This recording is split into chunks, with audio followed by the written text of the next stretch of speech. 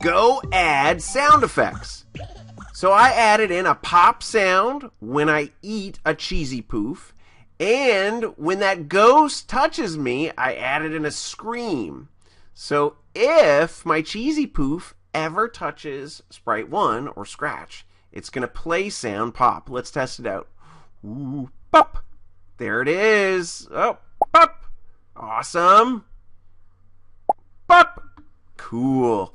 Now, that ghost, if Scratch ever touches the ghost, it's going to hide me, and I've also now added a play sound in there. See, it's very logical how we do stuff. You guys are becoming amazing programmers.